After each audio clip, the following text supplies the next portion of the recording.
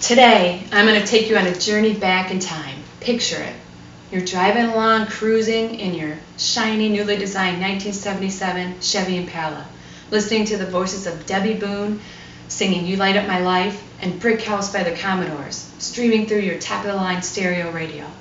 Stopping for gas before you head out for an evening on the town, you fill up for just 62 cents a gallon. From there, you cruise on down to the brand new drive-in theater, where the top movies playing are Looking for Mr. Goodbar, starring Diane Keaton and Richard Gere, and 1900, starring Robert De Niro. Some of you may recall this era vividly, while others have only read or heard about it. The time in question holds sentimental value to me personally, because it is the month that I was born, October 1977. Now that we've set the mood, I want to now dig deeper and recount some interesting tidbits, as well as memorable moments and unforgettable events that occurred during the month of October 1977. Come with me. Jimmy Carter was the president. The average cost of a new home was $54,000, while the median household income was just $13,000. Teen idols Donnie and Marie graced the cover of People magazine, and some of the most popular TV shows were Laverne and Shirley, Happy Days, and Three's Company. These are all classics that continue to entertain families today. I know my family was certainly one of them. While many would say October 1977 was a simpler time for Americans, it can also be considered a period of innovation, triumph, and tragedy. Following the energy crisis of the 70s, with the help of President Carter, the Department of Energy was established on October 1st, solidifying the need for structured plans and policies nationwide. On the same date, Elton John was inducted into the Madison Square Garden Hall of Fame. This would mark the first time for a rock star to earn this prestigious honor. Guitarist Steve Hackett officially quit Genesis on October 8 to pursue a solo career, despite the band's growing popularity and presence in the music industry. October 13th marked the beginning of a 5-day reign of terror for German Airlines Lufthansa Flight 181. While the plane made its trek homeward bound to Frankfurt, carrying mainly German vacationers, it was hijacked in mid-air by 4 militant Palestinians, demanding the release of imprisoned members of a German terrorist group known as the Red Army Faction. After several diversions, the plane eventually landed in Somalia on October 17th, after one of the pilots was shot. Early the next morning, a special German forces team stormed the aircraft, releasing the hostages and killing 3 of the terrorists. Thankfully, all 86 of the hostages were freed unharmed. A legend was laid to rest on October 14th. Bing Crosby, one of the best-selling recording artists and most popular actors of all time, collapsed and died from a massive heart attack after playing a round of his favorite game, golf, near Madrid, Spain. He was 74 years old. On this date, the Atari 2600 was also released. The game console would go on to become widely successful and gain credit for helping to kickstart the video game empire that exists today.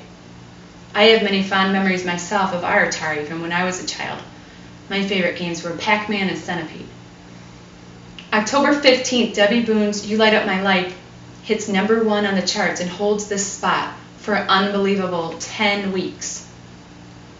On October 16th, a star is born. Grammy Award-winning recording artist John Mayer is introduced to the world. October 18th was a day of rejoicing for Yankee baseball fans.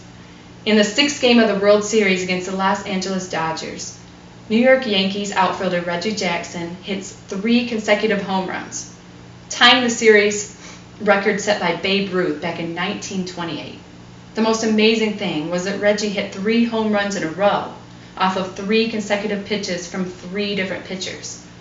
Even Babe didn't achieve that. The Yankees went on to win not only that game, but the World Series, the first time for the Yankees in over 15 years. I'm proud to say that I was also born on this famous day in history. Apparently, from what my parents have told me, I was in such a hurry to make my grand entrance that not only did I arrive almost a month early, but I was born in the hallway of the hospital. I didn't even make it to the delivery room. Now there's a story. Greenfield Village acquires the Connecticut Saltbox House in mid-October. Originally built in 1754 and relocated to the Open Air Museum in Dearborn, it is known today as the Daggett Farmhouse and is a great example of a historic colonial farm. October 20th marked a very sad and tragic day for music lovers around the world. Lynyrd Skynyrd's tour plane crashed during a flight from Greenville, South Carolina to Baton Rouge, Louisiana, in a heavily wooded area in Mississippi. 3 band members are killed, including lead singer Ronnie Van Zant, guitarist Steve Gaines, and vocalist Cassie Gaines. The band's manager, along with the pilot and co-pilot, were also killed instantly.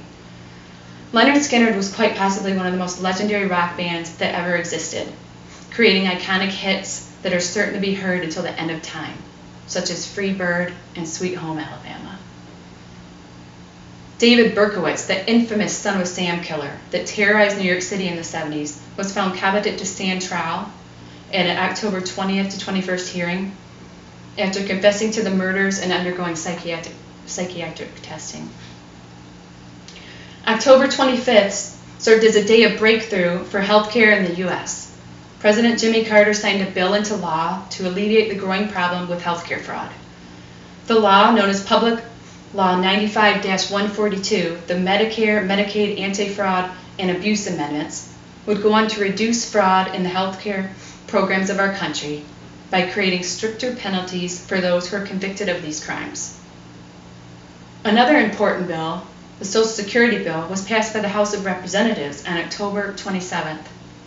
Though this was a difficult decision for the President and Congress to make, because this law did come with the cost of raising taxes on the working class.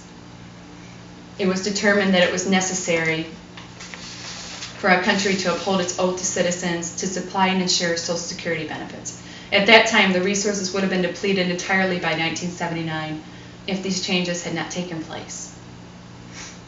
I could go on and on about this great month in history, but I'd like to conclude by saying that I hope I succeeded in stirring up some nostalgic memories for some of you, and for others that were too young to be part of this time, to bring to life visions so you can clearly see that October 1977 was by far a momentous period in our history. It was groundbreaking, life-altering, and was also dealt a fair share of heartache and turmoil. But nonetheless, it is reality. It's part of our past, and moments such as these help to shape where we are today. Looking back is a way to not just relive them, but to reflect and learn from them.